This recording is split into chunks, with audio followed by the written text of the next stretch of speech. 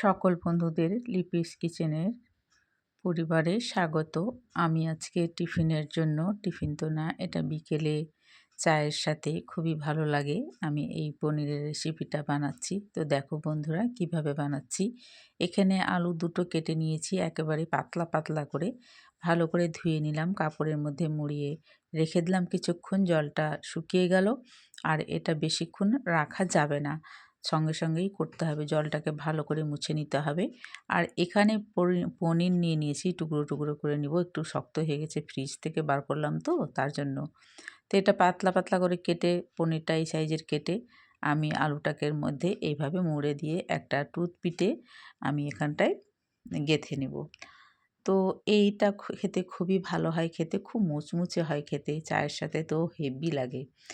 তো যাই হোক, তোমরা এইভাবে করবে। তো দেখো, আর আলুটা বলি বেশিক্ষণ রাখবে না, তাহলে আলুটা মুড়বে না, ভেঙে যাবে, মানে শক্ত হয়ে যায়। তো তো সাথে সাথে এটা করতে হবে।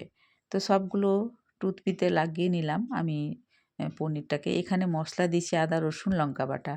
তারপরে এখানে নিয়ে নিব 2 চামচ দিয়েছি এখানে ময়দা।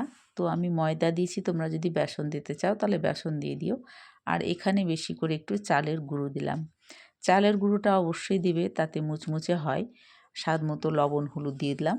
আর কালারের জন্য এখানে দিলাম শুকনো লঙ্কার গুঁড়ো। তারপরে এখানে আমি দিয়ে খুব ভালো করে মিক্সড করে নেব।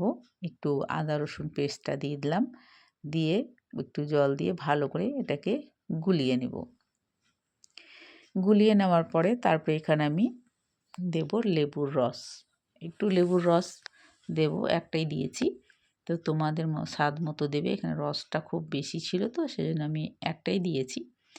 তারপরে এটা খুব ভালো করে একটু মিক্সড করে নিলাম। আর ঘনত্বটা এইভাবে একটু থাকবে। এর থেকে যদি পাতলা করতে চাও তাহলে পাতলাও করতে পারো। তো সবগুলো এখানে করে নিয়েছি পনির। তারপরে এখানে আমি এটাকে ডুবে করে মানে মাখিয়ে আমি এটাকে ভেজে নেব।